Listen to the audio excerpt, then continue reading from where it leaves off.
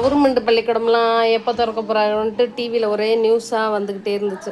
நானும் வருஷம் வருஷம் இப்படித்தான் ஏங்கிக்கிட்டு எப்போ திறப்பாக. இவங்க வெயிலில் வீட்டில் இருந்தாப்புல என்ன செய்கிறாங்க, வீட்டுக்குள்ளே இருக்காங்க, ரோட்டில் தான் திடுறாங்க. பள்ளிக்கூடம் முன்னாடி வெயிலில் அலையாமல் நிழலில் உட்காந்து படிச்சுட்டு சாப்பிட்டுக்கிட்டு வருவாங்க. இங்கே எங்கய்யா வீடுதுங்கிறாங்க, தெருவாக சுற்றிக்கிட்டே வந்துடுறாங்க. வீட்டில் இருங்கடானாலும் இருக்கிறதில்ல.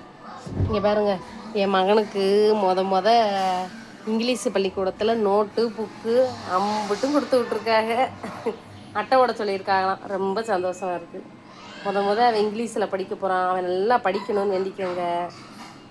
எல்லாம் நிறைய பேர் சொல்லுவாங்க, தமிழ் மீடியத்துலலாம் படித்து பெரிய ஆள் ஆகலையா அப்படி கமெண்ட்டில் சொல்லியிருக்காங்க.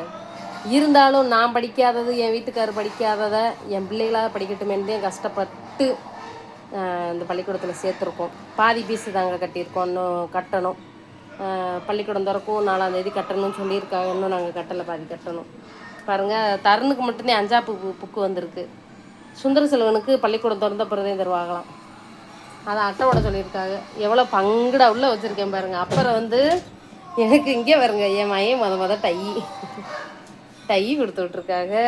சந்தோஷங்க, ரொம்ப சந்தோஷம். ஒன்றுதான் கொடுத்துருக்காங்க, சுந்தர செல்வனுக்கு தருவாங்களாம். அது மாதிரி டையி தான் வருங்க, பெல்ட்டு. எம்பிட்டு ஆசை, என் ஆசை எல்லாம் நிறைவேற போகுதுங்க. என் மகன் அப்படியே டை கட்டி ஷூ போட்டு அப்படியே ராசா கணக்காக போகிறத வீடியோ எடுத்து போடுறேன். அன்றைக்கி என் மனசு பாதி குளிர்ந்து போயிடுச்சுங்க. சேர்த்த உடனே இவன் கிளம்பும்போது இன்னும் முழுசும் குளிர்ந்துடும். உங்களுக்கு அனுப்புகிறேன், பள்ளிக்கூடம் போகிற அன்றைக்கி பாருங்கள்.